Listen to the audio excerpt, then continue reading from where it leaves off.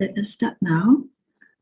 Warm welcome to our Masters, Hualien Dharma team and brothers and sisters around the globe to this Saturday Hualien Dharma talk. A very good morning. Let us start the session for today. Recently, disasters have happened so rampantly one after another due to the great imbalance of four elements. Now with the COVID-19 virus pandemic around the world, Masters have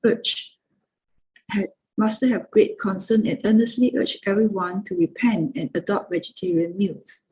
Going vegetarian is a way to express our sincere piety, to pray for peace and a world free of disaster. It is the purest way of love for all living beings. Now let us send our sincere prayers into the 10 directions. May the Sangha land be free from disaster and peace prevails in the world. Let us sing the prayer song with sincere piousness.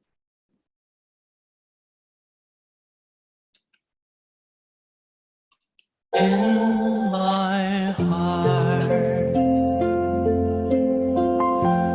I feel deep gratefulness. All my heart is filled with sincere prayer. From all corners of the world, let us join our hearts and pray for a world of harmony and peace. From my heart, I pray. May we join our hands, our hearts as one.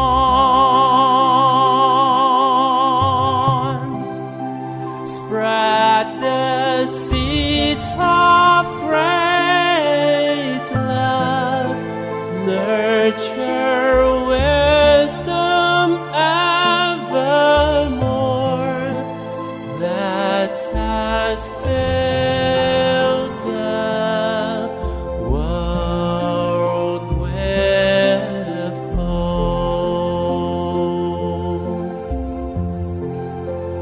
In my heart, I feel deep gratefulness. May all the Buddhas know my prayer. All united with one heart, let us end our hate with love. May there be no suffering hereafter.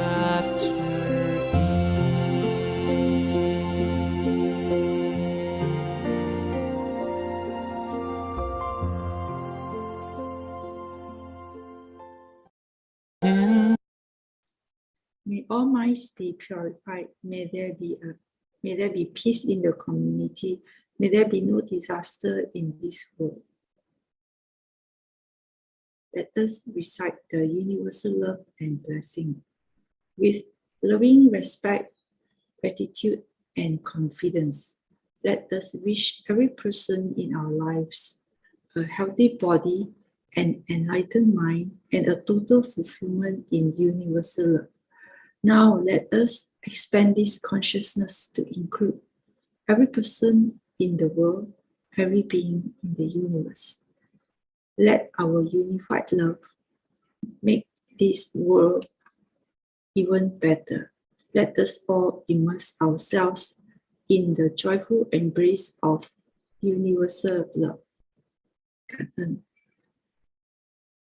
Okay, before we hear the wonderful sharings, let us invite our Book Masters to lead us in paying homage to Triple Gems. Let us pay our respects for these teachings and explanations to the Buddha and Master Cheng Yen by making 3 sincere bows. Please rise, palms together. First bow. Second bow. Third bow. And a bow to our beloved Abode Masters who could join us today.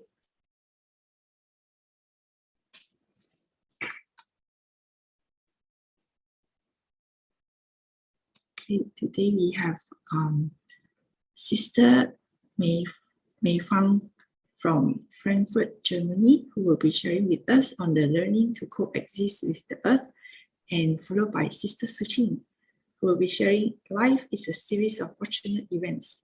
Now let us invite Sister Su Ching for the weekly summary. Sister Su Ching, over to you. Hello, good morning, everyone. Let me find my file, and here we go.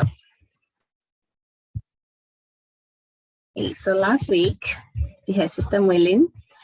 She brought our attention to the humble ant, which before she would kill, even when they caused her no harm in the garden, weaving around the plants. She just found their presence an irritant.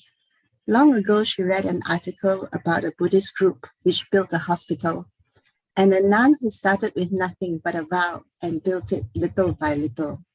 20 years later, she knew the Buddhist group to be Tzu Chi, and the nun to be master, who started without the initial financial ability.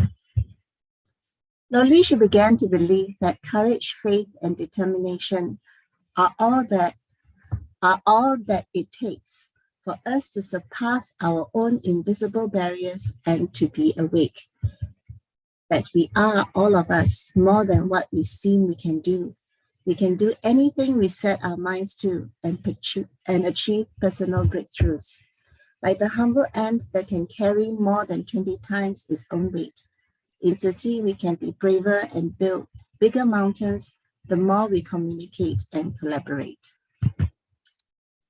We had the CBI team, which shared what they were doing, including the Pure Heart Veggie promotion.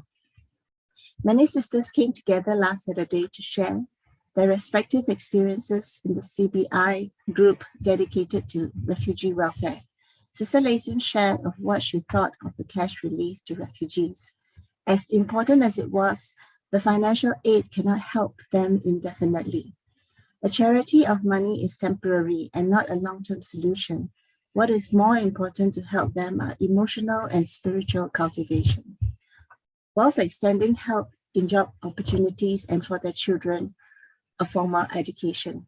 Also, allowing them to help themselves has resulted in many transformations.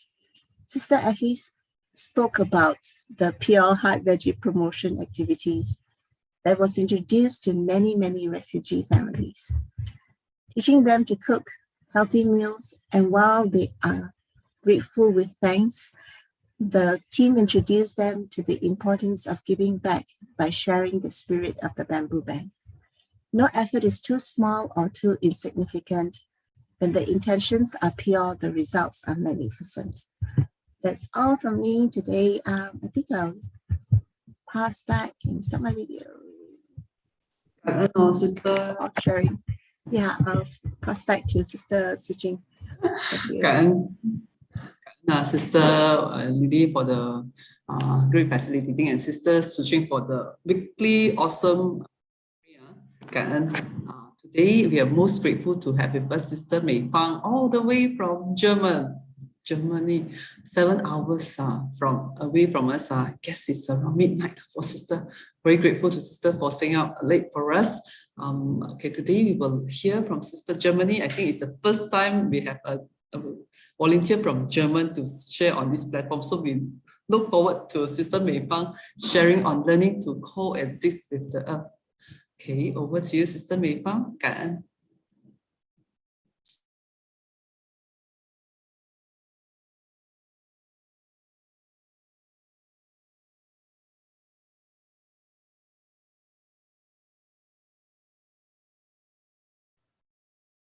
She's muted, Su Ching.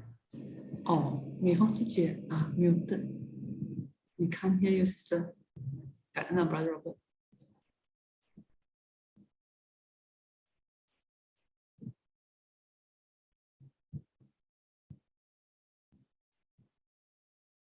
啊，美芳师姐。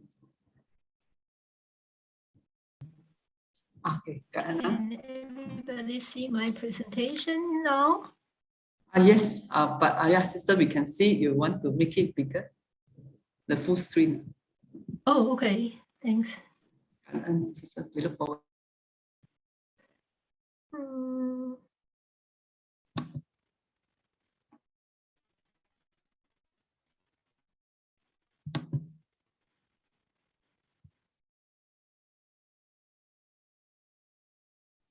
Okay, good.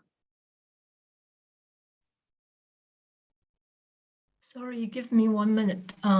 Because I still need to read my text. And so if it is full screen, I cannot really see my text anymore. Just a second. Let me figure out. It's okay, sister. You can use the smaller screen.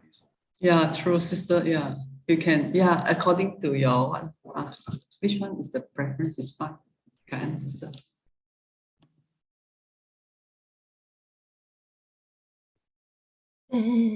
Just a second.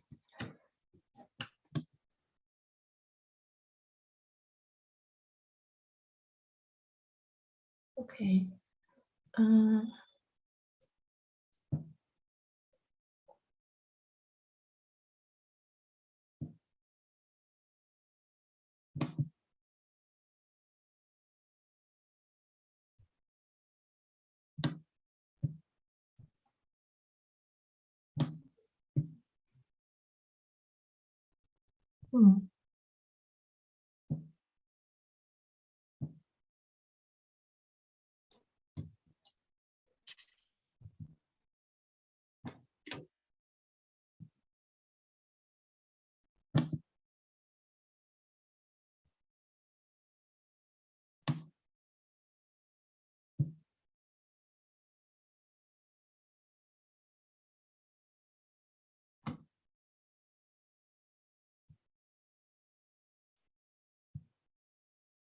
Yeah, can we maybe try to watch the smaller version as I cannot handle? No worries, sister. Yeah, you can. Yeah, take your time. Take your time. No worries. Thanks.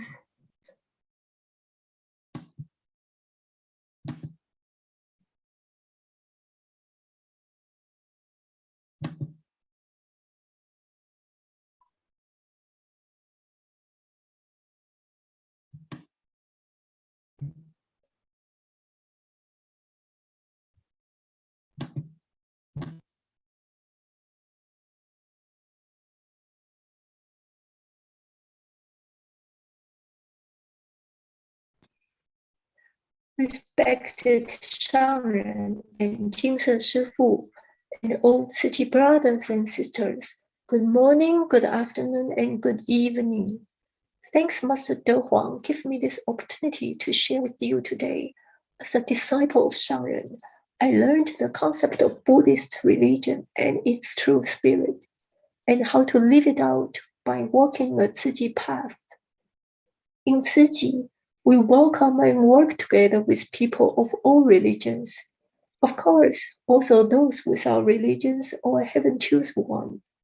Sharon has told us, all religions teach love. When we have a correct understanding of the teachings of our religion, our hearts will be very broad and full of love for others, and we will know that living in this world, we need to love and care for one another. Different religions may use different terms to speak about love. The essence of the spirit is the same. In Tzu Chi, we speak of Da'ai, or great love. love that's very big, or embracing and without boundaries. This love is the spirit of religion. Religion teaches us about life's direction and purpose. As Buddhist or religious practitioners in Su Ching, we not only learn about Buddhism, but also continually learn how to truly be of benefit to humanity. I often feel much grateful that Shangren has opened a door in my life, which I have the chance to broaden my mind and horizons by broadening my love and caring for others. In Su Ching, we learn to use our lives for wholesome purposes, to be of benefit to humanity, or more precisely, let's say all beings. It might sound big, but when we think of climate change, it is what everyone in the world now should pay attention to and try to take action on solving a crisis for a sustainable future of mankind. This is why today I have chosen the topic, learning to coexist with the earth. I would like to focus on discovering the linkage and relationship between us and the Mother Earth, and maybe try to find an answer that we can live with.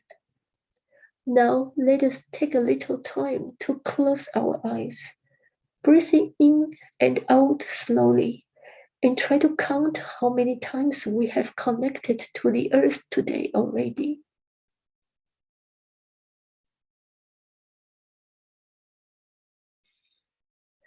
Respect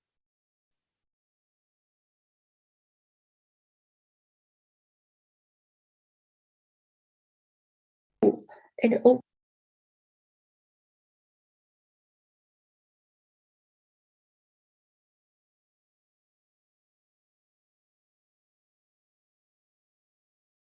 holds us down to the earth, allowing us to walk freely. The air we breathe and the water or food we drink and eat to sustain our lives. The earth is our mother, nourishing and protecting us in every moment. Every breath we inhale contains our planet's nitrogen, oxygen, water vapor, and trace elements. Mother Earth, sometimes we say Mother Nature too. The word nature comes from the Latin word natura, meaning birth or character. Now, before we continue, let us watch a video showing the message from Mother Earth.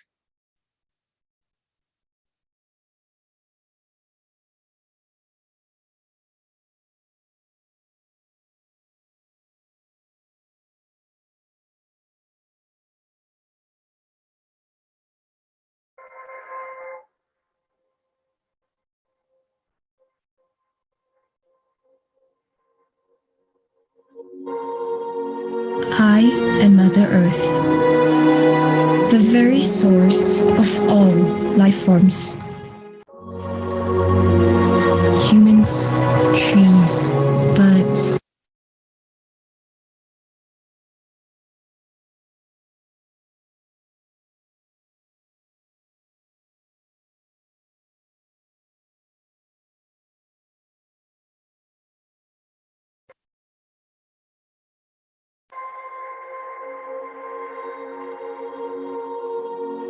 I am Mother Earth, the very source of all life forms. Humans, trees, birds, animals, and wildlife. I breathe life into you. I provide you the oxygen you breathe, the food you eat, and the water you drink. I give you all I have. I I am the only planet on the solar system with life. I have been here for over 4.5 billion years, long before you, and will be there after you. You were born out of my womb, the very womb you continue to destroy by poisoning my oceans, clearing my forests, and polluting the very air that you breathe. I gave you the oceans, the land, and the forests for you to cherish, but you took me for granted.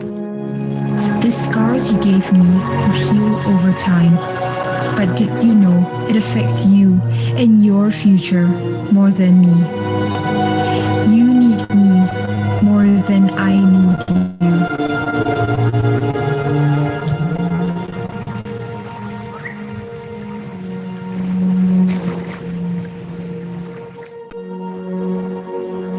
I am ready to evolve. But are you? How you treat me will decide your fate, not mine. At this very moment, over 1 million species are at risk, a result of your own doing. Every species, big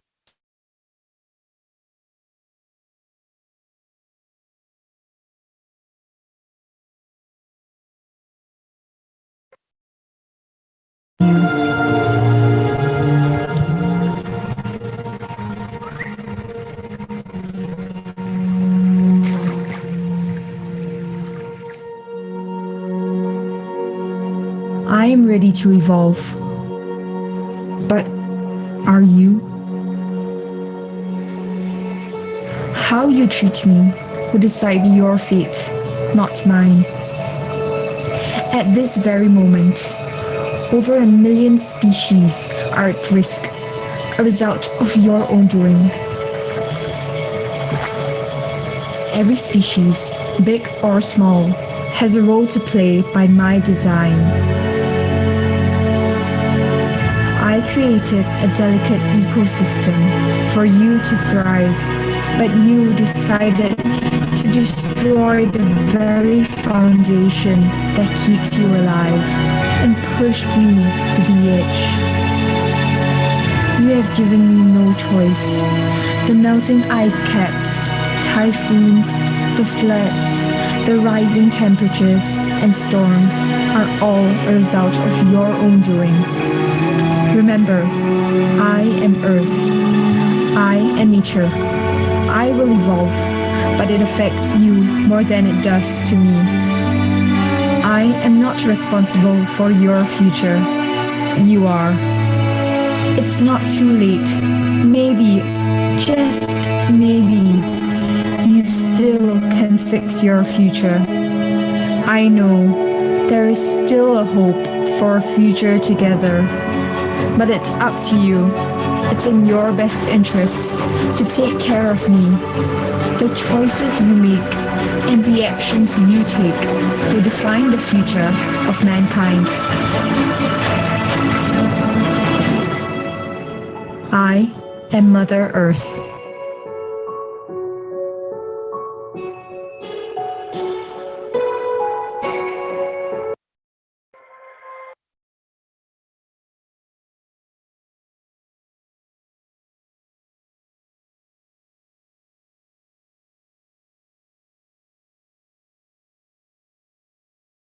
Hold us down to the earth, allowing us to walk through the air, culture we belong to, whatever religion we follow, whether we are Buddhists, Christians, Muslims, Jews, or atheists. We can all see that the earth is a loving mother, nurturing and protecting all peoples and all species without discrimination. Feeling connected to the earth is a powerful way for us all to strengthen our personal well-being. and to motivate ourselves to take good care of the environment that is essential for global well-being. Shangren has told us, walk lightly, or the earth will feel the pain. Learning to coexist with the earth, we need to change our way of thinking and seeing things. We need to realize that the earth is not just our environment. The earth is not something outside of us. Breathing with mindfulness and contemplating your body, you realize that you are the earth. In year 2017, the Talanoa Dialogue was launched at COP23, climate change conference in Germany under the presidency of the Republic of Fiji. Talanoa is a traditional word used in Fiji and across the Pacific to reflect a process of inclusive, participatory, and transparent dialogue. The purpose of Talanoa is to share stories, build empathy, and to make wise decisions for the collective good.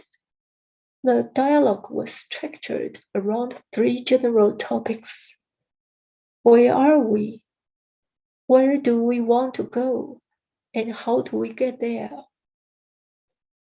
Su Ching, as an accredited observer organization at UNFCCC, has uploaded an article telling the story of Su Ching's climate innovation at the Talanoa Dialogue. Su Ching's work matches the third topic, which is how do we get there? This topic focuses on transformative action through systems innovation by addressing the interdependent challenges of climate change and sustainable economic development through strategic innovation. We can catalyze and support innovation that addresses social, behavioral, policy, and finance drivers, as well as technological innovation. For over a half-century, Su Ching has been encouraging civil society to live in harmony with nature. Since 1990, Su Ching has conducted efforts in environmental protection. Along these lines, it has managed to build up an almost ideal recycling system. This system aims to enhance environmental protection and offer possibilities and facilities for civil communities to practice and implement a sustainable lifestyle.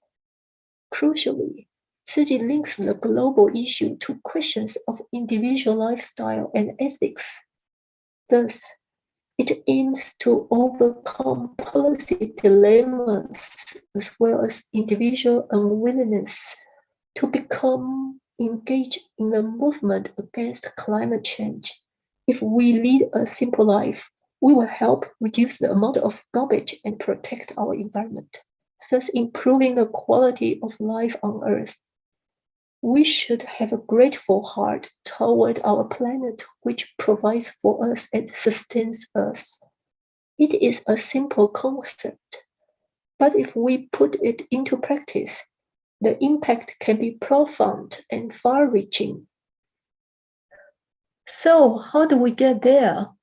For decades, conservationists have presumed that the best way to convince people to behave more sustainably is to highlight the catastrophic consequences of the status quo. But even though nearly 6 in 10 Americans said climate change is already affecting their local community, no amount of guilt or logic has reliably prodded people to fly less, recycle more, or keep office at a temperature above fridge in summer. We had really hoped that if we just tell people how bad it is, how much we are screwing things up, they will change their behavior. But unfortunately, it doesn't work that way.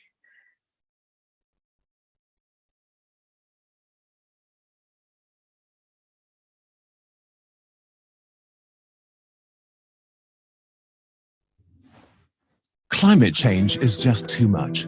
There's never any good news, only graphs that get more and more red and angry. Almost every year breaks some horrible record, from the harshest heat waves to the most rapid glacier melt. It's endless and relentless. We've known for decades that rapid climate change is being caused by the release of greenhouse gases. But instead of reducing them, in 2019, the world was emitting 50% more CO2 than in the year 2000. And emissions are still rising. Why is that? Why is it so hard to just stop emitting these gases? Population size, economic growth, energy intensity, and emissions per energy unit produced. Number 1, population size. People need food, homes, and clothing, and they demand luxury products from iPhones to $1 cheeseburgers. More people, higher CO2 emissions. It's a very simple equation. The global population is growing, and according to the UN, it will level off at about 11 billion in 2100, which is 40% more than today. The only way to slow down this growth is investment in healthcare. Even with massive investment, it will take a few decades for the effects of lower birth rates to manifest themselves. So the global population will keep growing for the foreseeable future, and as a consequence, global CO2 emissions will rise over the next few decades. Number 2, growth or getting richer. But it's not just about our numbers. The richer and more developed we are, the more emissions our lifestyle produces. A programmer in the US has a higher CO2 footprint than 50 farmers in Uganda. The world's wealth is growing almost everywhere. And although it's far from evenly distributed, economic growth has led to the highest standards of living and the largest reduction in extreme poverty in human history. Growth has become the dominant mantra of the world's economies, no matter what kind of political system they have. It's unlikely that rich countries will give up the concept of growth anytime soon. But even if they were to, developing countries want to become rich too. For billions of people, the end of growth would probably mean staying poor, and so developing countries are not willing to stop growing their economies. All in all, we can be sure that growth as a guiding economic ideology is not going to go away anytime soon. More countries and their citizens around the world will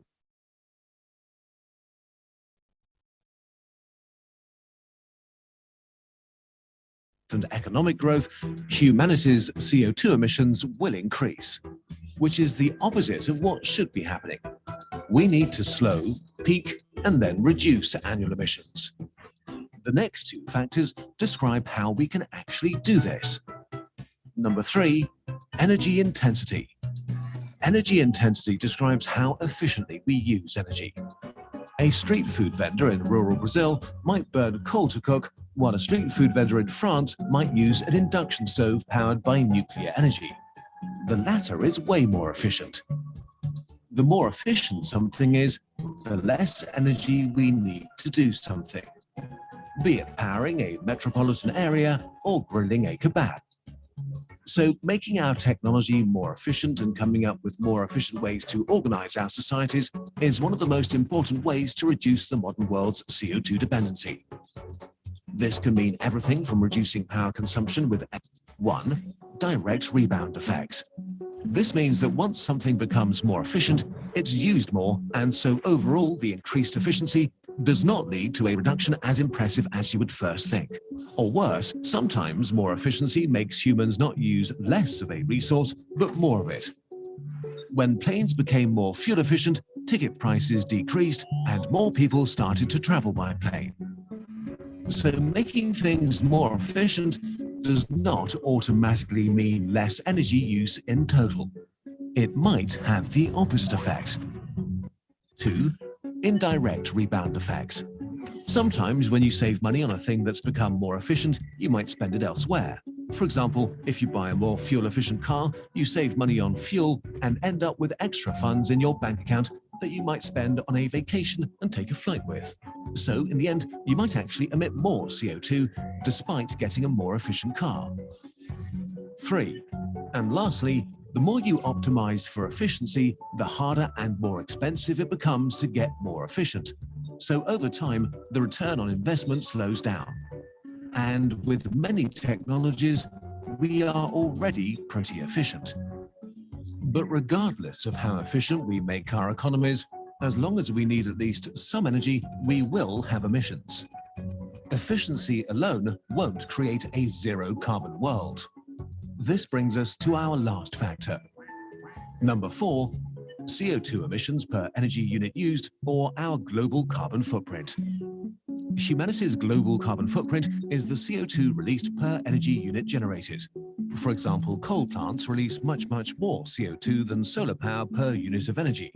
This relationship is crystal clear. The more fossil fuels we burn, the higher our CO2 output. Fossil fuels are the greatest lever humanity has right now. Of course, it's impossible to shut down coal and oil overnight without throwing society into chaos. But the reality is that we're not doing nearly enough to keep fossil fuels in the ground and use lower carbon alternatives. We need to do 2 things to speed the transition away from fossil fuels. First, we need to use the real leverage we have today with today's technology. There are a lot of things we can do extremely quickly. Without new technologies and innovation, it will be impossible to achieve a zero CO2 emission world, be it from technologies like carbon capture, or we have to account for the needs of billions of people and the reality that right now, society runs mostly on fossil fuels.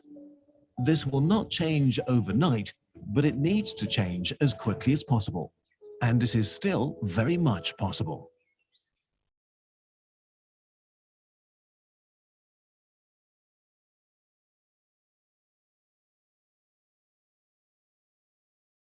Hold us down to the earth, allowing us.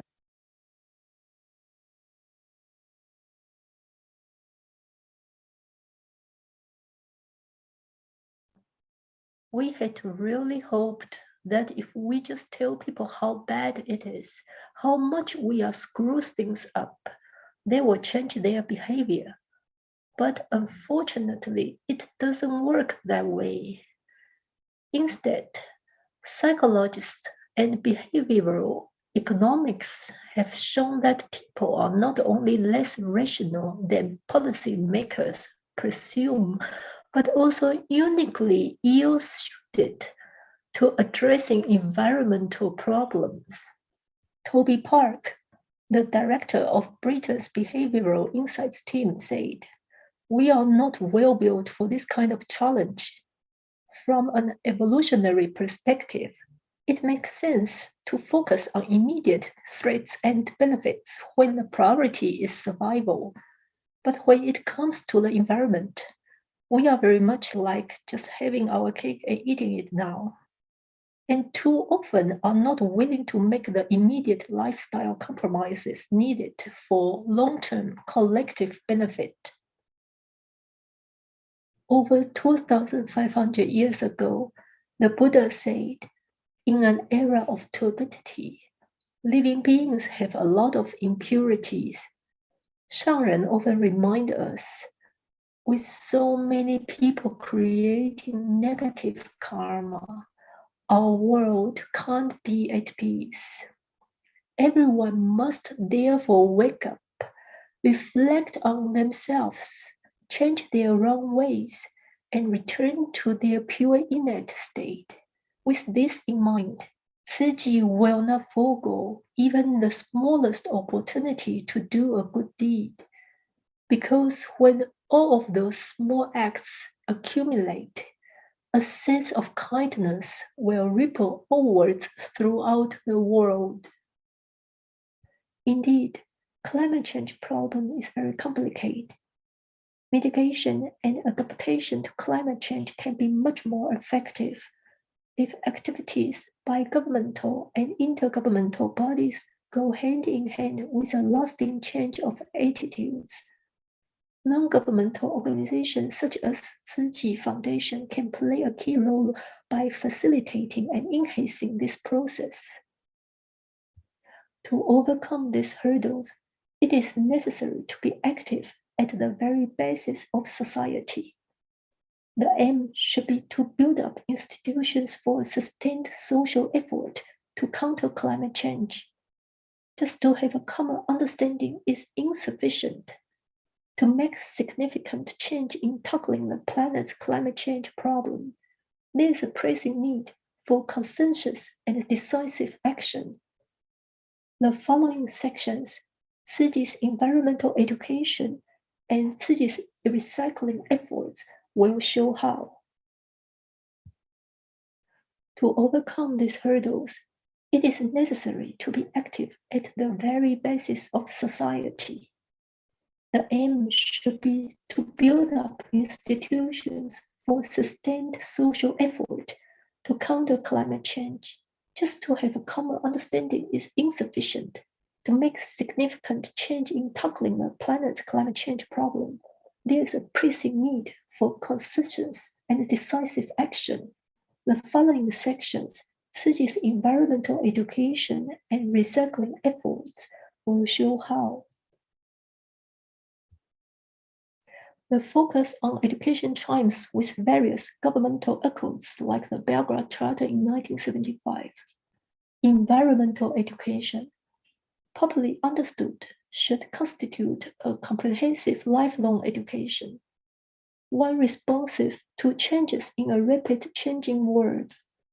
It should prepare the individual for life through an understanding of the major problems of the contemporary world, and the provision of skills and attributes needed to play a productive role towards improving lives and protecting the environment with due regard given the ethical values. The goal of environmental education is to develop a world population that is aware of, concerned about the environment and its associated problems, and which has the knowledge, skills, attitudes, motivations, and commitment to work individually and collectively towards solutions of current problems and the prevention of new ones. Su Ching's recycling points and eco-awareness recycling centers are an ideal model to link up any community of residents with the environmental protection. Located within easy reachable distance, the platform provides direct interactive relationships to influence locals and making behavior change. By engaging in recycling activities, everyone learns to separate recycling materials to help conserve resources. Additionally, it raises the awareness of participants about the importance of changing their own lifestyles with the aim of reducing and avoiding waste. Just imagine, each community is like a tree, every family is a branch, and every individual is a leaf. Su Ching eco-awareness recycling centers are the tree trunks which transmit environmental awareness to mobilize people. Metaphorically speaking, once there are enough trees in the world, global warming can be stopped. Su Ching educates and engages people of all ages in environmental issues and offers various occasions and locations for people to practice and to experiment when they modify their behavior and adopt environmental friendly lifestyles. Senior citizens, kindergarteners to college-age students, parents, business owners, teachers, and other community members can join together by doing recycling, cleaning up beaches or mountains, adopting a vegetarian lifestyle, and conserving resources by saving water and energy. Through various activities, people learn to be accommodating, be grateful, be thoughtful, and be considerate to others. When we start from ourselves to cultivate a healthy mind and spirit, our life will be filled with contentment and able to respect and live in harmony with Mother Earth. In order to pursue its environmental protection mission, Su Ching is focusing on the following three major directions: recycling, ethical eating, and conserving Earth's resources. Starting from grassroots movements to support the post-Paris agenda in mitigation and adaptation, Su Ching involves civil society, enterprises, and decision makers to affect on a local, regional, national, and international level. The following diagram gives a broad overview of Su Ching's environmental protection campaigns.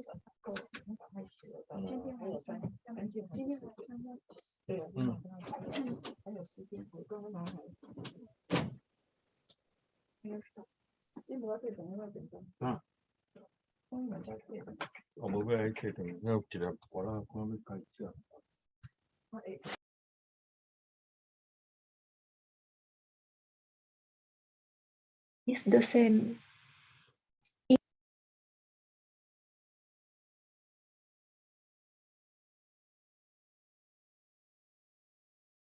Of Buddhist religion and its truth.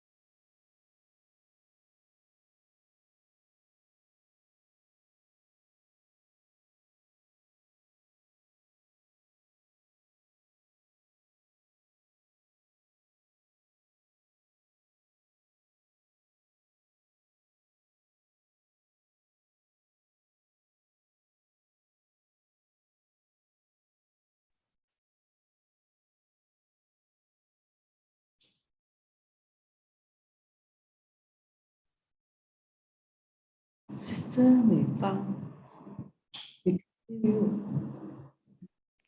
Can you still hear me? Okay. There was a break in between just now. Oh, okay. Sorry, maybe because the signal.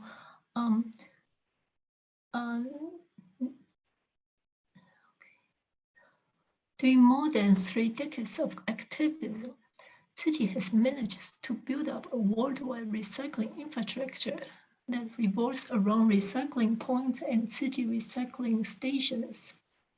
Su Ching recycling points. These are temporary locations in each neighborhood that the community residents congregate at specific times to collect recyclables. The location can be an empty space in front of a shop, around communal pavilions, activities areas, or park. Su Ching Recycling Station or Eco-Awareness Recycling Center provide a permanent location for collecting, sorting, and storing recyclables. Environmental friendly concepts are used in every construction of the recycling centers. Caring the environment is the main consideration in every construction and decoration design. Water resources are recycled and reused. Rainwater recycling system and solar energy systems are applied. In addition, natural lightenings and ventilation are incorporated in structural designs of Su Ching buildings, not only to lessen or avoid the use of air conditioner system, but also to bring people closer to nature. Recycling stations also act like daycare centers that welcome Su Ching volunteers, especially elders, to come to contribute their care for environment. Recycling points and recycling stations are commonly located in high-density residential areas. They are organized to open at varied times to enable different types of participants to come. So Tzuji's recycling points and recycling stations have a range of benefits, reducing waste and improving recycling quality and rates. Engage residents personally in sorting recyclable materials and learning about them. Spread and implement environmental awareness among the public. Inspire more people to join the effort to promote environmental protection. Promote ethical volunteering and charitable acts. Cherish the elderly and involving seniors in meaningful activities. Strengthen community responsibilities and neighborhood relationships. Often positive free time activities for families and groups.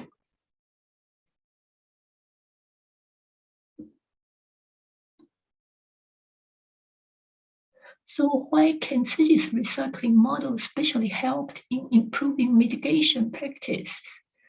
The main asset of Tzuji is that individual citizens can personally get involved in recycling work.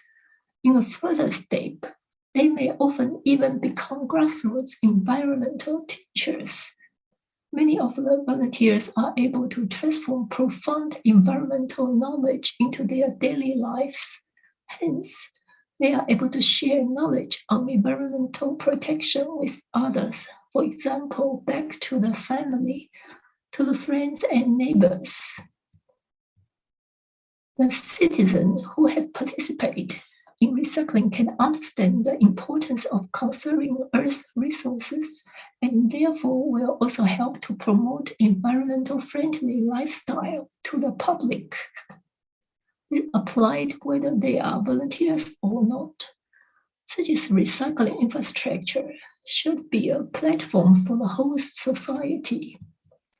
This is reflected in our organization's close cooperation with entrepreneurs, school teachers, and students, as well as residents in the neighborhoods. In conclusion, Tzuji's recycling infrastructure integrates the long-term benefits of environmental protection with the short-term advantages of sociability, encounter, and exchange. Individual reluctance to tackle climate change can thus be overcome. So the next, I would like to talk about the Tzuji's recycling activity and the climate action, which impact of recycling on greenhouse gas emissions. In many minds, recycling appears unrelated to climate change. On first sight, this attitude seems to be corroborated by finding like the fact that solid waste management contributes less than 5% to global greenhouse gas emissions. However, that might be a key fact that needs to be taken into account is that recycling materials can actually be used to produce new, or let's say secondary products. These secondary products can displace the need to producing primary products from raw materials. The production of primary products costs significant inputs of energy and raw materials, which lead to greenhouse emissions. Thus, if recycling is done in a proper way to allow for a conversion into secondary products, the benefits of recycling in terms of reducing greenhouse gas emissions can increase significantly. Separating the recycled materials in a careful way increases their suitability for producing new products. David Turner's study shows the important contribution that effective source segregated materials recycling can have the reducing the greenhouse gas impacts of waste management.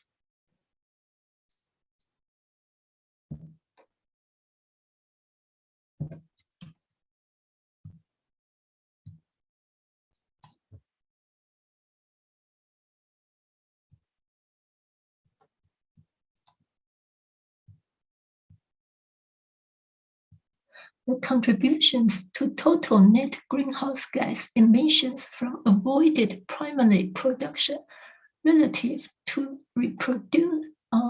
reprocessing were found to be particularly important in recycling of PET, textile, and aluminum cans and foil, where significant difference between gross and net greenhouse gas emissions were identified.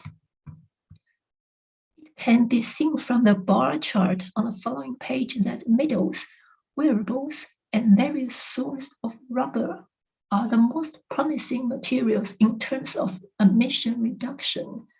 But the whole picture is also encouraging. Recycling can have significant benefits in reducing greenhouse gas emissions in almost all the materials.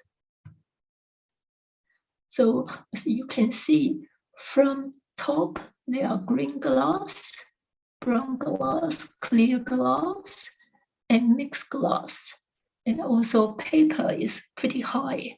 And later on, we will see the aluminum cans especially, and aluminum foil. It's worth very much to recycle.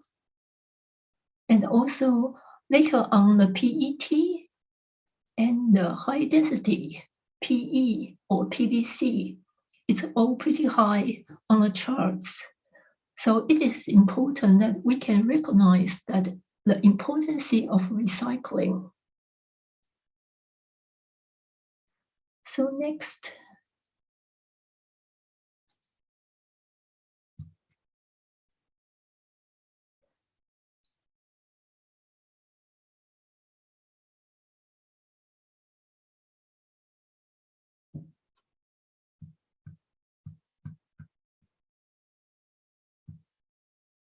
So for many ordinary public and private sector recycling stations, the separation of recycling materials meticulously amounts to higher operating costs and has less profits.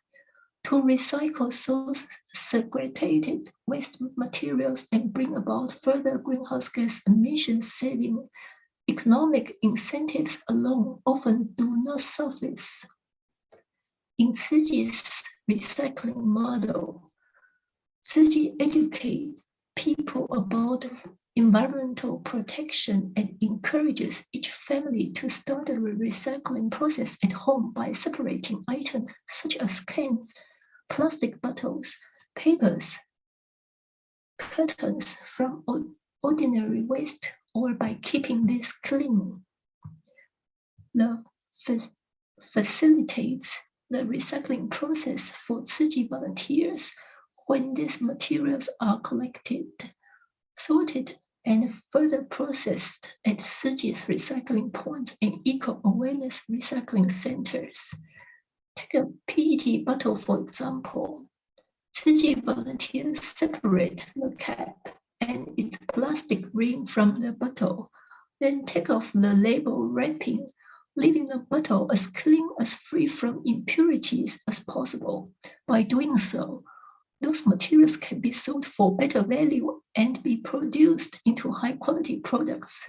Because of this specific process, recycled PET bottles can be turned into fabrics, which are made into clothing and blankets. It actually takes 70 recycled PET bottles to make one blanket. Finally, Su Ching distributes these blankets to people in need around the world, such as disaster survivors and the poor. Instead of obtaining raw materials to make the blankets, through recycling, we are able to turn garbage into valuable resource and reuse them to make useful products for people. So now let's watch a film which show how the Western country doing recycling.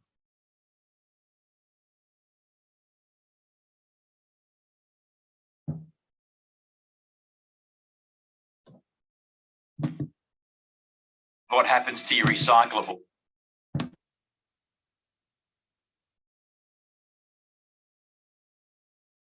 What happens to your recyclables after you've put them in your recycling bin?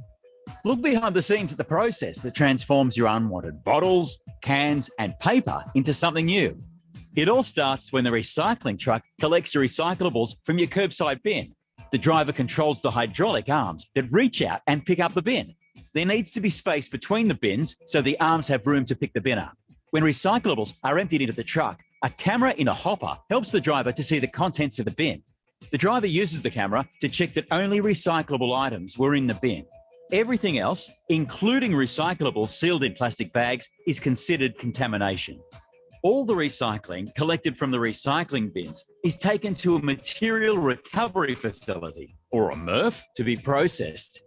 The truck empties the recyclables onto the retrieval belt. The contents travel along a conveyor belt and enter a large spinning cylindrical sieve. This is called a trommel. While the trommel whizzes around, large heavier items fall through its holes and land on another conveyor belt. Meanwhile, paper and cardboard are light enough to flow through the trommel and onto a different conveyor belt. From here, manual sorters remove cardboard from the belt. Cardboard is sent via a chute to a baler. Paper, now the only product left on the belt, continues along to be fluffed and baled. In 2016, Cleanaway recycled over 227,000 tonnes of paper and cardboard. Did you know that each tonne of paper we recycle saves 13 trees? Remember the larger items that fell through the holes of the trommel onto a conveyor belt? The conveyor belt carries these along to the sorting station. There's a strong magnet above the conveyor that attracts the steel cans off the belt and into a product holding cage. Any recyclables left on the conveyor are sorted manually by the workers. The workers sort the aluminium cans and plastic bottles by throwing them into holding cages. One worker sorts plastic milk bottles. These are known as HDPE. Clear plastic bottles are called PET. Another worker sorts aluminium cans and all the other plastic containers. Did you know that recycling one aluminium can could save enough energy to power a TV for 3 hours? Now, what do you think the last remaining recyclable item on the belt is? It's glass. A worker sorts the glass from the remaining waste and puts it into a special cage to avoid the glass breaking. After all the recyclables have been recovered, any waste remaining on the belt falls into a waste bin and goes to landfill. All of the materials have now been separated into paper, cardboard, plastics, steel, aluminium and glass. These materials are made into bales, ready to be sent to the next facility and turned into new products. Aluminium can become new aluminium cans or even part of an aeroplane. Recycled steel is used to make refrigerators and cars. Paper and cardboard becomes new paper, egg cartons and kitty litter. Glass can become part of construction materials, road surfaces, insulation or new glass bottles. Plastic turns into polar fleece for warm clothes and even park benches. Putting the right things in your recycling bin is just the start of a whole new life for your recyclable materials. And the more recyclables we can save from landfill, the closer we get to make.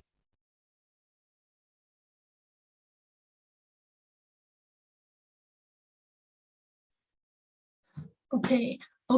As you can see that, in fact, I think this film was filmed in Australia, but I don't think they really divide the recycling materials very detailedly. And for example, in Germany, that we do that, we have normal waste and paper, bio trash can, and also recyclable so-called yellow can that per household. But also that we have machine that recycling PET, especially PET bottles, and also glass. So, but still that if we can keep the materials more purities, that we were able to keep that avoided the materials not be downgraded to the other kind of, maybe finally it's only to burn as an energy use function. So that would be pretty pity that we cannot really to produce new products out of that. So finally, I still want to mention is Tzu Chi's approach in recycling of plastic bags. When doing recycling, it is important not only to focus on the profit of the selling values of recycling products. It is key point to also take the whole present and future environmental impact into account. Plastic bags and packaging are icons of convenience culture and dominates modern society. Much of the plastic ever made still exists. Worldwide, as many as trillion plastic bags are used each year to less than 5% plastic is recycled. According to the United States Environmental Protection Agency, over 380 billion plastic bags and wraps are used in the USA yearly, required 12 million barrels of oil to create. The vast majority of the non-biodegradable bags are just thrown away. When buried, they block drainage systems and waterways and impede the flow of underground water. When burned them, PET plastic packaging materials release highly toxic dioxins into the air. Either way, plastic waste is harmful to the environment as well as humans. Su Ching has put a lot of effort in recycling plastic bags to address this issue. Su Ching does not do recycling for economic profit. We do it for the benefit of our planet Earth, for the natural environment, mankind, and all living beings on the planet. So I think it's about time today. Sorry about the confusion that I prepare a lot of information, but somehow my computer doesn't really work together with so many devices together. Sorry about that. Hope next time that I can arrange it better. Thank you. Thank you, Sister Mei-Feng. We are most grateful to hear so much information, and we could feel Sister's great passion towards this environmental protection. Very grateful to Sister Mei-Feng. Grateful. Not to worry, really. You shared very good videos and very nice PPT. We all enjoy a lot. Sister Mei-Feng for staying up so late for us and share also all these great reminders and information. Truly is another most awakening sharing. Sister Mei-Feng. We look forward to hear more from Sister Mei-Feng. And wow, to hear how Germany is doing now. It's so high tech on these environmental protections. So much for us to learn. And today we know that there are a lot of recycling points, many places that are operating to all these environmental warriors. Go. For saving Mother Earth. And there are also vegetarian promotion ongoing in many places in City World. So same, likewise, we are all together in this most truly grateful, I'm sure, to be in City because we can do our little bit, like Master said, all these fireflies energy. And Sister Mei-Feng, Sister Mei-Feng, after this can take a good rest and sleep well. And Sister Mei-Feng for staying up for us.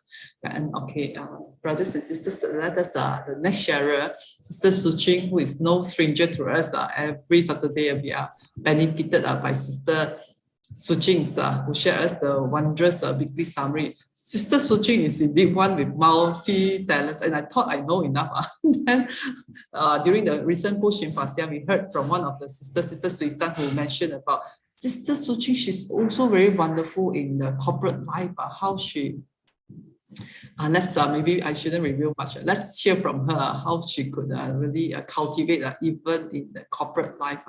Okay, over to Sister Su Ching, who will share us about this, that life is a series of fortunate events. Okay, Gaan, over to you, Sister Su Ching. Gaan. Thank you so much, Sister Su Ching. When I walked into the office it was only a couple of days ago, and I was wearing my mask, and Sister Susan from across the table, she was in earlier, she shouted my name, and I was wondering, who is this person who knows me? And it was Sister Susan. She took down her mask and she said, Mila. I am so surprised that she can recognize me in spite of my mask, because before that, the only time we have met is just over Zoom. Yeah. Okay, I chose this title because one of the shows that my son and I really enjoyed is Lemony Snicket's series of unfortunate events. But as I recall back of my life, it has always been a series of fortunate events, even through the peaks and the valleys. Yeah, and I'll be able to share some parts with you. My first fortunate event is really how I got here from KL. As most of you would know, I don't speak a lot of Mandarin or Cantonese because I come from Penang, and I speak predominantly only Penang Hokkien. And I always joke that I have this superiority complex with regards to Penang Hokkien, but in truth, I find learning languages a little bit tough. Not so for my daughter, and I'm so happy. But how I got to KL, in spite of not being able to be fluent in Mandarin and Cantonese, was actually many moons ago. I had a neighbor, his name was Dr. Gore, and he walked across to my house in Penang. And this was the first and the only time he has ever done that. And he told my dad, don't send your daughter to a public university, mainly because he was teaching there. And he says, by hook or by crook, you need to go to a private one. And this was in 1991. A very long time ago, and Penang didn't have a lot of universities, the private ones at all. So my parents took it very seriously because Dr. Gore has never visited us. What more? This is really serious. So we packed up my bags in a very big black bag and we came over to KL. Just looking from one university to another and all the private colleges during that time, we are not blessed as we are right now with Google. So it was really indeed a search. Through a series of fortunate events again, I ended up in Ta College to do A-levels, and that was really by chance, because I was supposed to sign up for, London School of Economics. But because my birthday is in December, I wasn't a certain age yet. And the intake, they needed you to be a certain age by September. So I was younger by a year. And that delay ended up with me being in Ta College doing A-levels. So here I was in Ta College doing A-levels and being extremely homesick. I can't speak Mandarin or Cantonese except for buying chap fan and knowing how to get to the toilet. So I managed to convince my mom that no matter what, I need to go home, because every time I'll call back and this one is lining up at the public telephone those days with a lot of coins, begging her, please, just let me go home. When the SPM results came out, I had 8 A's and 1 P7 for BM, and that was the first year that BM was a compulsory subject to get a credit before you can go to Form 6. And as a result, I couldn't get to Form 6. So my parents sent me back crying. Then a train back to KL, and I remember I was so miserable. So to me, it was really to make or break. I thought I was miserable in Kuala Lumpur, and now I'll be even worse because my friend who came with me decided enough is enough. She went back to Penang to do Form 6. So I was alone. So when things like this happen in your life and you're kind of like, everything seems to be going wrong, this is the time that things would go right. I decided that, okay, I'm now here, so I have to make the best out of it. I got a part-time job, as you can see in my picture there. My Haagen-Dazs days was one of my happiest times. I earned my own money and I met a few good friends. I also learned a lot about systems and controls. And one day a customer came and bought some ice cream from me, and we got to talking, and he became my first boss. He offered me a job across the counter. So I found a job, it led to another, and somehow from that experience, I got a new belief that the right path will always find me. So let's fast forward now to 2018. I'm now married with 2 kids. I live in KL. I have a good career and it has been wonderful. Very much a career woman for a very long time, rushing from one place to another. I usually get up before the sunrise and I come back after the sun sets. I had a Indonesian maid for the longest time. She was with us for 11 years. This is the most wonderful person there was. Vivid was like a family to us.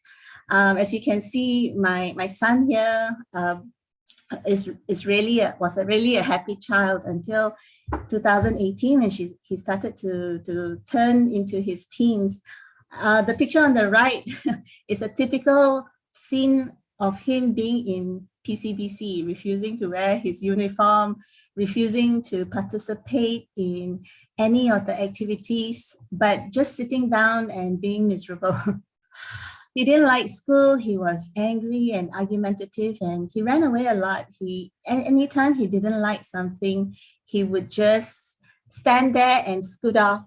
I remember one parent-child bonding class, he was supposed to make a presentation. So he stood out there and then he went, and he ran out of class.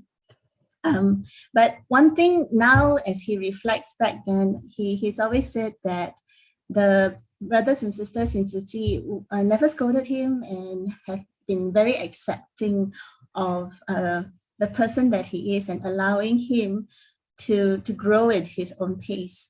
And although he never admitted, I think the PCBC class really did him a world of wonders, even just a year. Yeah. But what I did, I changed his school. Rightly or wrongly, I thought that something needed to shake up. Later on, many months later, now that he has already been in St. John International School for almost 2.5 years already, he told me that that moment was pivotal because it kind of signaled that part of his life that he wanted to leave behind, that he was unresponsive, just rude to people. He didn't understand himself, but that physical change was actually necessary for him. But anyway, when I started him in a new school back in 2020, we signed him up for a bus. St. John International School is about 14 kilometers away from my house, but the van would come and pick him up, first to get into the van, last to come out. 5 a.m. he has to wake up, and then 5 p.m. he comes back. And I'm thinking, oh my goodness, 12 hours just in the bus. Really, it just made me feel like, have I done something wrong? And as life and impermanence would have it, then 18 March 2020, we all know what the date. It was the time when we were all locked in because of the start of the pandemic. Yeah, so being at home, having the class, a lot of us had to accommodate. During that time also, I had a lot of self-reflection because of just intense amount of time spent with my son. And I realized that when school started again, I want to be there for him. And this time, this is what I want. So one of the things that I decided was also, again, through a series of now fortunate events, we lost some key accounts and all that. And I was just thinking, my boss doesn't really need me, because one of the things that is important to me is setting of systems and making sure that there is a second liner who are able to take the duties that I do in the event of any untimely movements of people. Yeah, so I told him that I can be there on a cursory level. You don't need me full time. And I'm walking away to the thing that is important in my life so that I can fetch my son to school and pick him up from school. And what a remarkable thing that was, at that time, I can tell you, I'm an accountant. So of course, counting money is part of my job, and seeing things grow is also part of my passion. So walking away from certainty, anyone will tell you that accountants, very risk adverse, generally would go towards something more certain than something more uncertain, and leaving a full-time job is moving into the uncertainty. But when Master says if it is the right thing, then just do it. Just guided by that is just good enough. But among the things that I did was to join PCBC, and one of the best things that I've done, change school. I found St. John also through Tzu Chi. We were in Rumah Asrama Chaya. We did a lot of volunteer work then. And across Rumah Asrama Chaya, at the road leading towards Convent Bukit Nanas is St. John International School. And I don't know why, for the life of me, I never noticed that there was an international school there until I was standing there at the gate, and I just looked across and I saw that school, and that's the school that my son is in now. I continued with Tzu Chi activities from Chansi to patient to which I have passed and waiting for my commissioning. Hopefully it happens this year, fingers all crossed. There are small changes here and there, but by and large, over a period of time, I can see that my son has changed a lot. And so have I. The other day, he just said, "You have changed too," which is a good thing. And change is the only constant. That is a mantra that I hold to. And he is so much happier now. He's found his passion in life, which is martial arts, and I really totally support it. And owing to my condition right now, where I am I'm having part-time appointments, I can be able to send him to his classes and sometimes participate in them as well.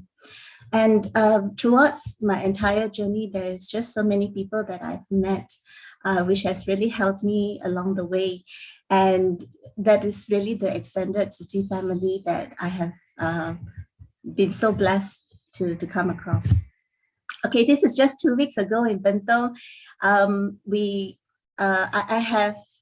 My friends and I started the karate class in the Dignity School for Refugees in Sentul.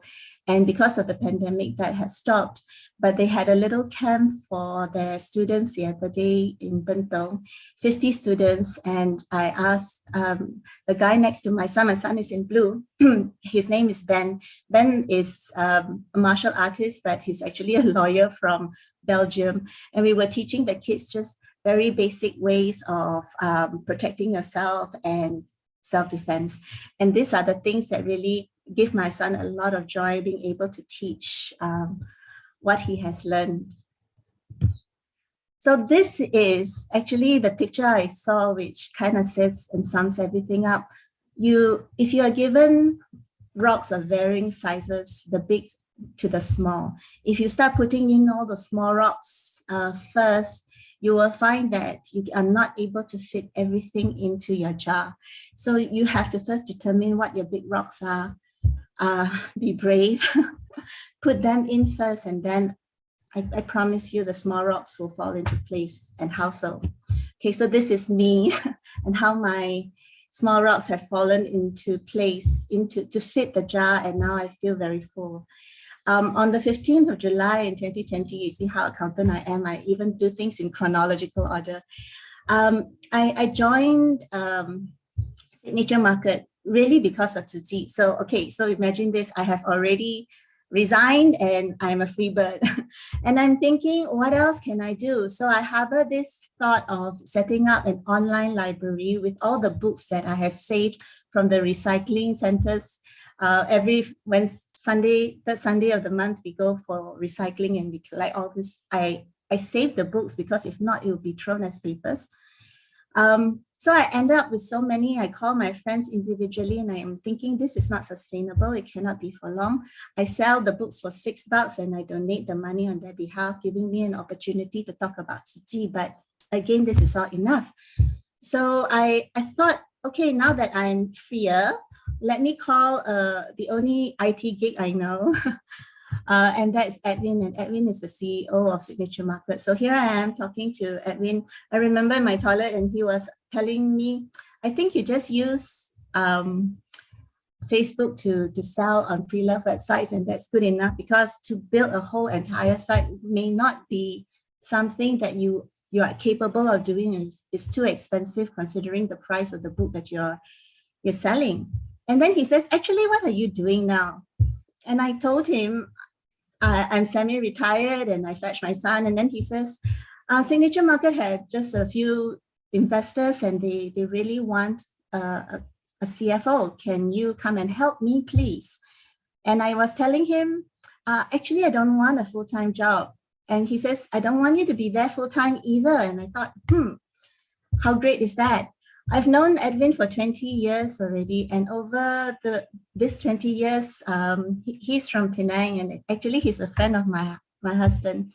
I've known him as a friend whom I can always talk to once in a while, mainly about what's up with your life. And he's also shared with me his journey of self-discovery. So I think that by and large, our values are almost similar. So I thought, okay, I told him, if I go to your office and I feel the energy is right and I understand that I can add value, then yes, I will join you. And I did on the 15th of July. As I progressed in Signature Market on and off, I really enjoyed myself a lot. And one of the things that we are supposed to do with our investors is to embark on our own IPO journey. And here I am meeting a lot of investment banks, and they tell me that the CFO position next to the CEO is the most important, and it has to be a permanent position. It cannot be a part-time one.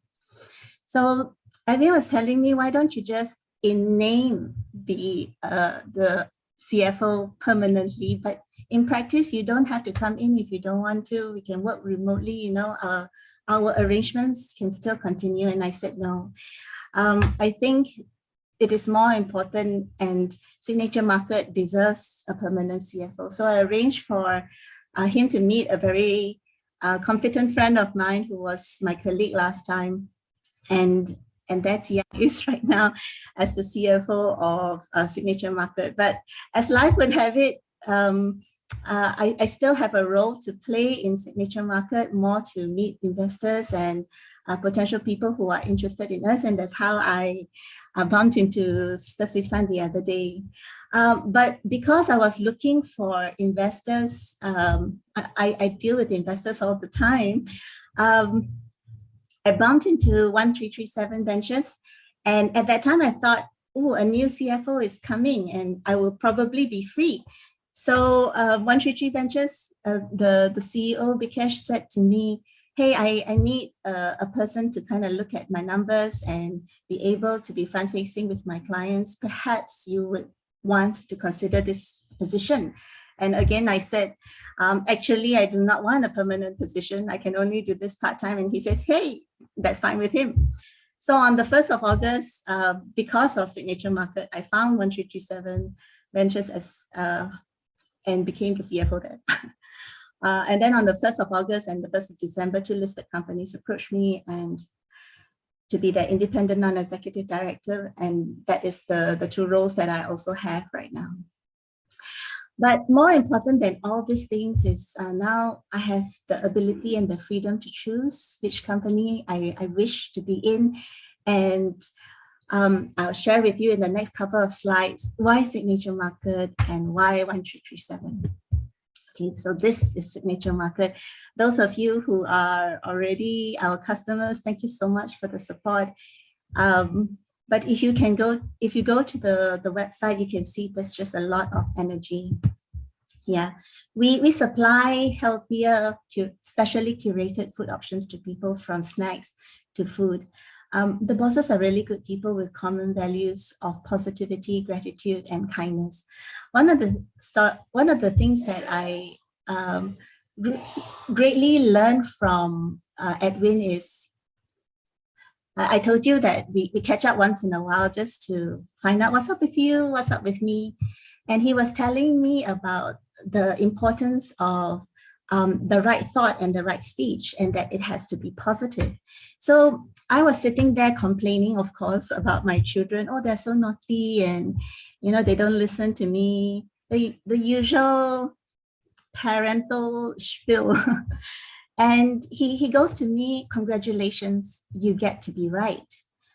And I was kind of blown away, like, oh my goodness, I have to be careful about what I think and speak because it keeps showing up in my life.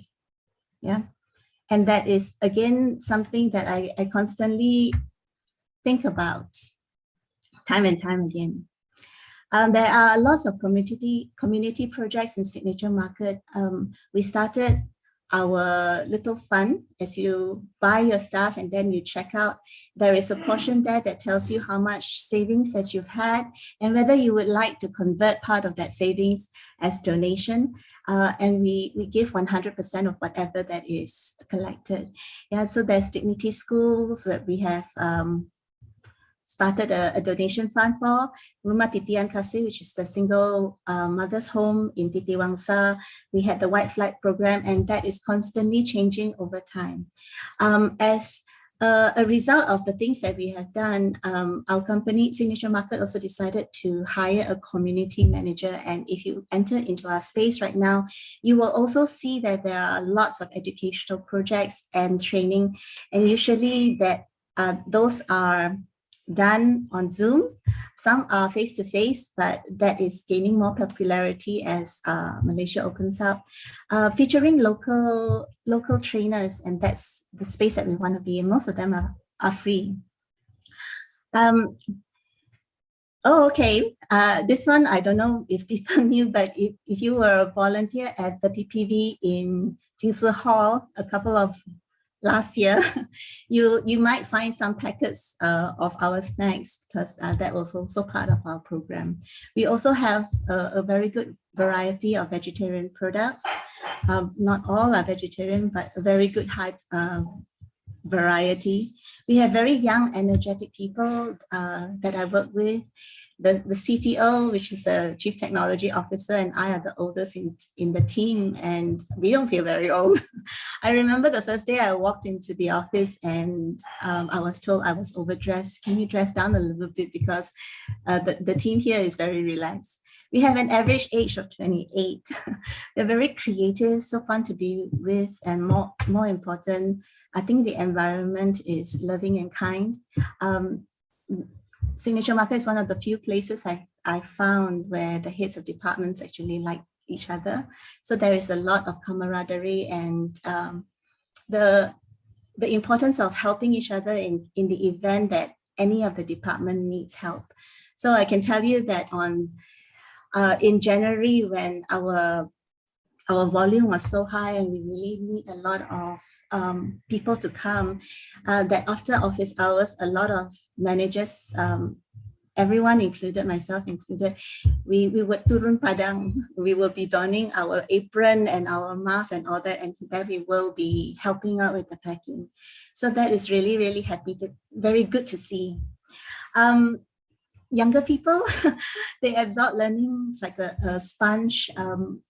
We had an exercise where we sold part of the shares. We did an equity crowdfund in 2017, and some shareholders wanted to exit. So we sold some shares back to our employees. So the education part about what is our capital market, why you should invest in Signature Market, what are our future plans going to be. Those are the things that I am currently doing. A lot of accounting, tax, structuring, governance, funding. Those are the kind of things that I currently do with Signature Market. I enjoy my position as an advisor for mainly corporate activities and special projects, and of course the pending IPO. So here are just a sampling of some of the projects that, community events that we do. Sometimes the response can go up to 200, 300 people. On the leftmost, you can see the gratitude journal. That one is authored by Edwin. He believes that if you write down your gratitude, that the positive will be more attracted to you.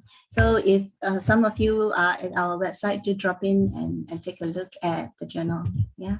So these are the two projects that are up and coming. One is our own sustainable factory at Balakong. We intend for, sorry, my husband is trying to be distracting me. We decided to be green in the real sense of the word. We got an architect who specializes in green buildings, and from there I just learned a lot about green buildings generally. There was a symposium that was organized by a public listed company called Emulus, and I was very grateful to be able to participate in it. It was in Penang. What constitutes green? Why is it so important in this day and age? What are green materials? What are not? So that one is up and coming. It's going to, of course, cost an arm and a leg naturally because of its sheer size and also the nature of the factory. But this is something that we are willing to commit to. And I'm very grateful to be just a part of this project. We will have an experience store in May. This is in Mont Kiara. So for those fans out there, just watch out for it. This will be mind-blowing and incredibly awesome. Yeah.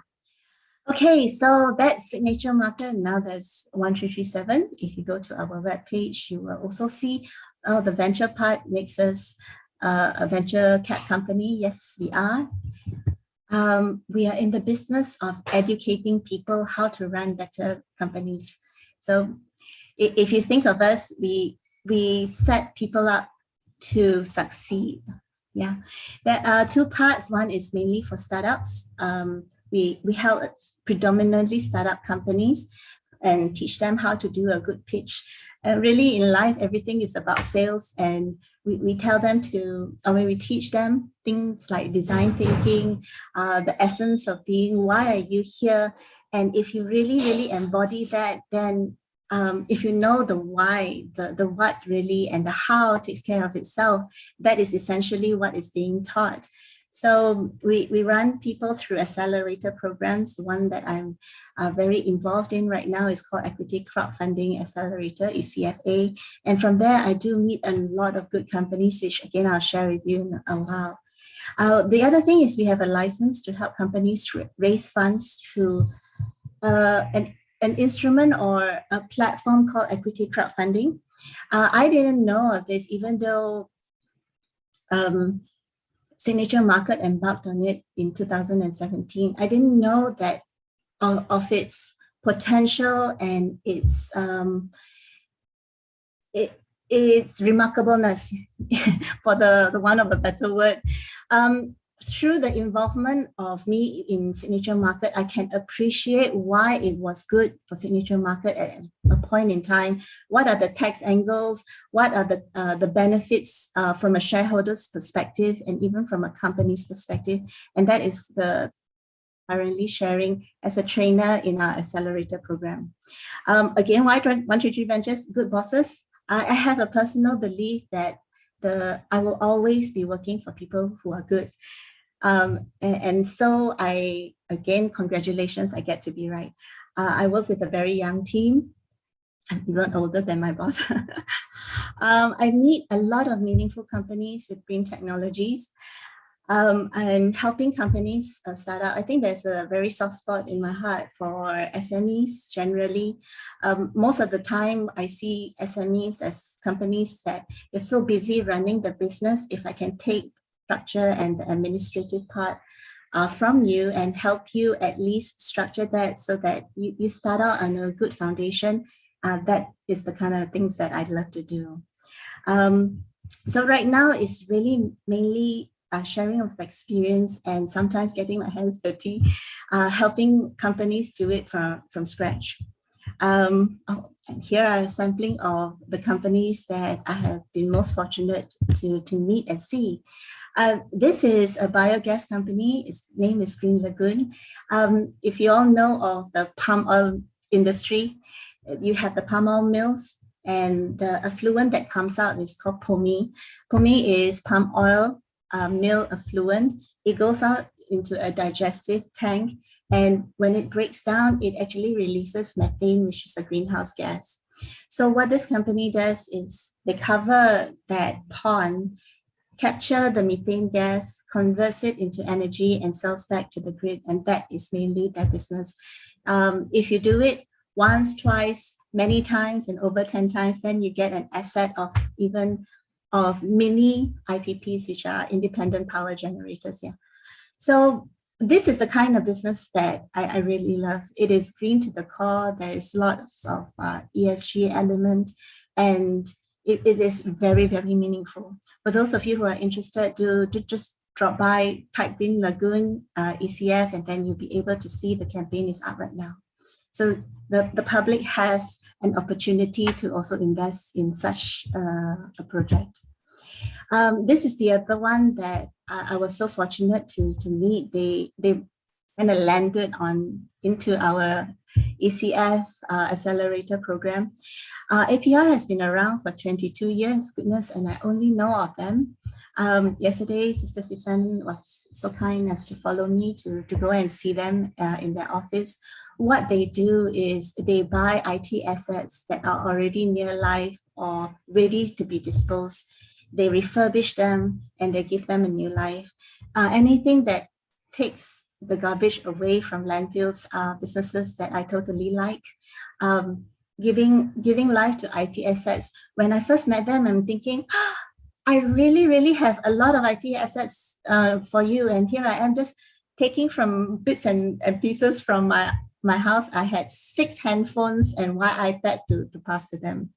So actually a lot of us do change our phones or to upgrade and all that. If we have parents to pass our old phones through, then well and good. But there are only at most 2 or 4 and that's it. So what happens when you are changing your phone and to give to them, and what happens to their phones?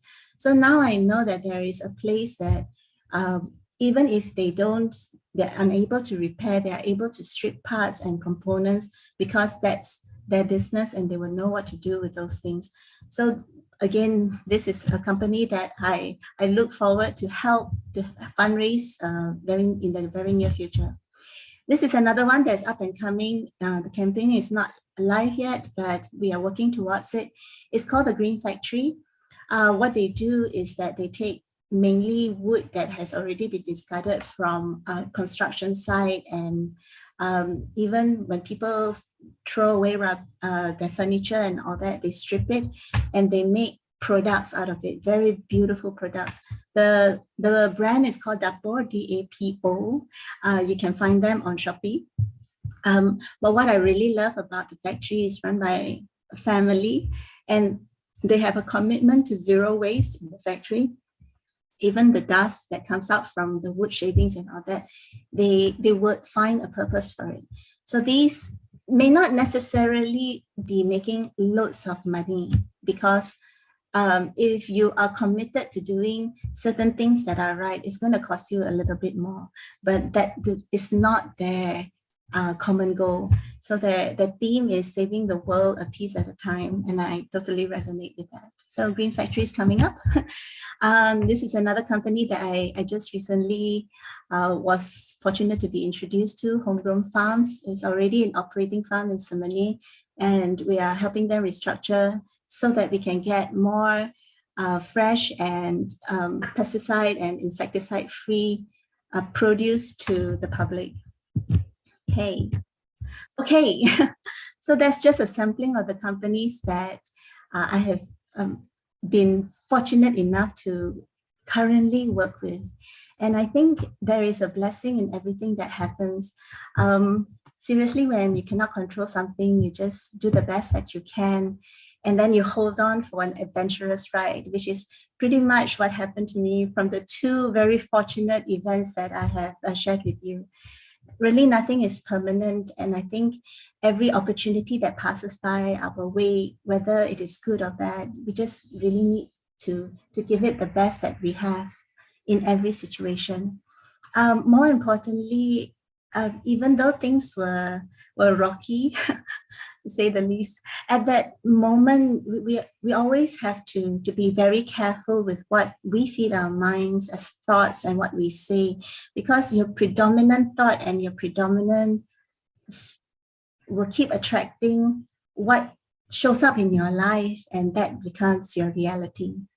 And I'm very grateful again to all the opportunities and the people that come my way.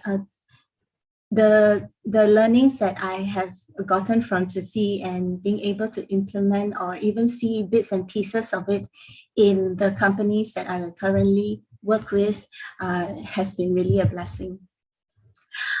Because my son is such a martial arts enthusiast, Bruce Lee actually said this, don't speak negatively about yourself, even as a joke. Your body doesn't know the difference. Words are energy and they cast spells. And that's why it's called spelling. Change the way you speak about yourself and you can change your life. What you're not changing, you're also choosing. So beware what you say. Of course, Master Cheng Yan also has something on this, but she is very simple in the delivery of the message. She says, speak kind words, think good thoughts and do good deeds and walk the right path. And that is the end of my sharing for today. I hope that the bit of insight that I have said about my life would be able to inspire some people, and thank you so much for listening to me. That's from me, Sister Su Ching, over to you. Wow, Sister Su Ching, so powerful. Wow, we're so grateful. Actually, I must repent. Initially, was thinking to maybe put it later, but then Sister Su Ching said this is the time. So I'm so grateful that today we have heard all this wonderful sharing from Sister, and a lot of new things for me as well. Wow, there is still a lot of hope out there. Wow, this morning is like continuous from Sister Mei-Feng sharing and learning to coexist with the. Now, even within corporate world, there is also hopes. Wow, changing this, turning the methane into energy powering phase. Wow, that is something very uplifting. The green factory, of course, wow, that one saving the world a piece at a time. Even the dust, they will use it for something beneficial. Homegrown back farm. Trust there will be more from Sister. So we look forward to hear more from Sister Su Ching in the future. Truly something very, I'm sure, for me, it's like first time to hear this from this platform. Very kind to Sister. Okay, thank you. We are very grateful to everyone, to all the brothers, to our speakers, Sister Mei-Feng and Sister Su Ching, and all the brothers, sisters for your for the great support today. Sharing, being with us since early this morning. Thank you for your support and presence. Hope that each of us could sustain this wonderful Dharma joy and take in another piece of our wonderful Dharma Master Cheng Yan and Hualien love to our life. Let us invite Brother Robert to lead us in making 3 vows of the Buddha and Master Cheng Yan as we depart to apply these wonderful teachings in our daily life. Let us pay our respects to our teachers of life, universal truth. First vow. Second vow. Third vow.